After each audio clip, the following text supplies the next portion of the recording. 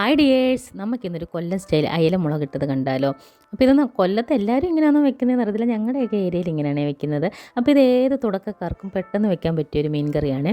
അപ്പോൾ നമുക്ക് മീൻ കറി വെക്കുന്നത് എങ്ങനെയാണെന്ന് കണ്ടാലോ. അപ്പോൾ നല്ല അയല കിട്ടുന്നത്, നമ്മളിത് അരക്കിലോ അയലയാണ് എടുത്തേക്കുന്നത്. അത് നന്നായിട്ട് കഴുകി വൃത്തിയാക്കിയിട്ട് നമ്മൾ മാറ്റി വെക്കുന്നു കേട്ടോ. എന്നിട്ട് നമ്മൾ ഗ്യാസ് ഓണാക്കിയിട്ട് നമ്മളൊരു മൺചട്ടിയിൽ മീൻ കറി വെക്കുമ്പോഴാണ് അതിൻ്റെ യഥാർത്ഥ ടേസ്റ്റ് വരുന്നത് കേട്ടോ. നമ്മൾ വേറെ ഏത് പാത്രത്തിൽ വെച്ചാൽ ആ മീൻ കറിക്ക് ആ കൊഴുപ്പും എണ്ണയും ഒന്നും തെളിഞ്ഞു വരുത്തതുമില്ല. മൺചട്ടി ഉള്ളവർ അതിൽ തന്നെ കറി വയ്ക്കാൻ ശ്രമിക്കണേ. അപ്പോൾ നമ്മൾ ആദ്യം വെളിച്ചെണ്ണ ഒഴിച്ച് ഉലുവായും കടുകും കൂടാണ് ആദ്യം മൂപ്പിക്കുന്നത്. എന്നിട്ട് നമ്മൾ ഒരു ചെറിയ കഷ്ണം ഇഞ്ചി നീളത്തിലരിഞ്ഞതും, ഒരു വെളുത്തുള്ളി, വലിയൊരു വെളുത്തുള്ളി അത് പൊളിച്ചതും, പിന്നെ 2-3-4 ചുമന്നുള്ളിയും കൂടെ അരിഞ്ഞത്, പിന്നെ നമ്മൾ എരിക്ക് ആവശ്യമായിട്ട് ഒരു പച്ചമുളക് എടുത്തിട്ടുണ്ട്. ഇവിടെ പിള്ളേരൊക്കെ ഉള്ളതുകൊണ്ട് നമ്മൾ പച്ചമുളക് വളരെ കുറച്ചാണ് ഇടുന്നത്. നമ്മൾ കടുകും ഉലുവായും പൊട്ടി കഴിയുമ്പോഴത്തേന് കുറച്ച് കറിവേപ്പില ഇടുക കേട്ടോ. അതൊന്ന് ചുമ്മാ ഒന്ന് പൊട്ടി വരുമ്പോഴത്തേന് നമ്മൾ ആദ്യം ചുമന്നുള്ളിയാണ് ഇടുന്നത്. അത് ജസ്റ്റ് ഒന്ന് വഴണ്ട് വരുമ്പോഴത്തേന് ഇഞ്ചി ഇടുക, വെളുത്തുള്ളി ഇടുക. ഇത് നന്നായിട്ട് വഴറ്റി കൊടുക്കുക കേട്ടോ. നല്ല ഗോൾഡൻ ബ്രൗൺ കളറാകുന്നിടം വരെ ഇത് വഴറ്റണേ.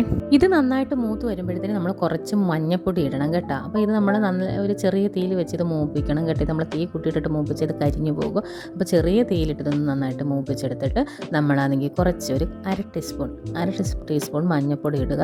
മഞ്ഞൾപ്പൊടി ഇട്ടതിൻ്റെ തൊട്ട് പുറകെ തന്നെ നമുക്ക് മല്ലിപ്പൊടി ഇടാം. ചിലരൊന്നും മല്ലിപ്പൊടി അങ്ങനെ ഇടാറില്ല കേട്ടോ. പക്ഷേ ഞാനിവിടെ മല്ലിപ്പൊടി ഇടും, കാരണം നല്ല കൊഴുപ്പ് കിട്ടണമെങ്കിൽ ഈ മല്ലിപ്പൊടി ഇട്ടാലേ പറ്റത്തുള്ളൂ. അപ്പം 3 ടീസ്പൂൺ മല്ലിപ്പൊടിയാണ് ഇടുന്നത്.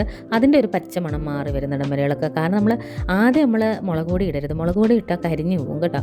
അപ്പോൾ മല്ലിപ്പൊടി ഇട്ട് കഴിഞ്ഞിട്ട് മുളക് പൊടി ഇടുമ്പോൾ ഇത് കരിയാനുള്ള ചാൻസ് കുറവാണ്. അങ്ങനെ 2.5 ടീസ്പൂൺ മുളക് പൊടിയും കൂടാണ് ഇടുന്നത്.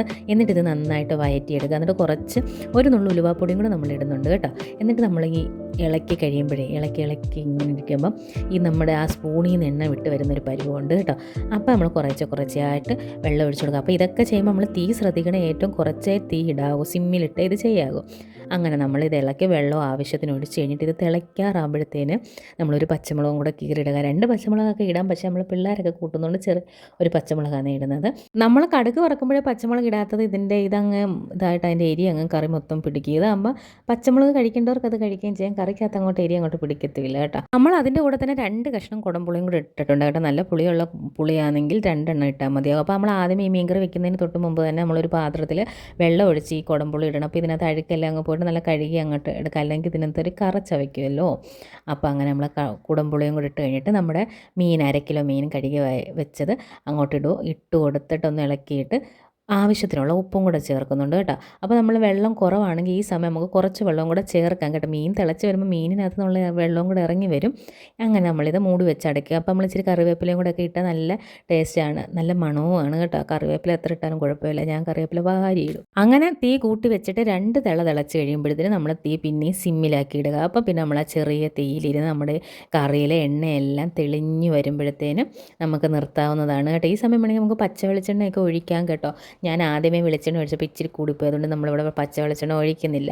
പിന്നെ നമുക്ക് ഈ കറി തുറന്നു കഴിഞ്ഞിട്ട് പച്ചക്കറിവേപ്പില ഇട്ടാലും നല്ല മണം, നല്ല ചൂട് ചോറിൻ്റെയോ കപ്പയുടെയോ പിന്നെ പുട്ടിൻ്റെ കൂടെയോ ചപ്പാത്തിയുടെ കൂടെയോ ഒക്കെ കഴിക്കാൻ പറ്റിയ നല്ല ടേസ്റ്റി ആയിട്ടുള്ള മീൻ കറി. ഒരു പ്രാവശ്യമെങ്കിലും ഇങ്ങനെ ഒന്ന് ട്രൈ ചെയ്യണേ.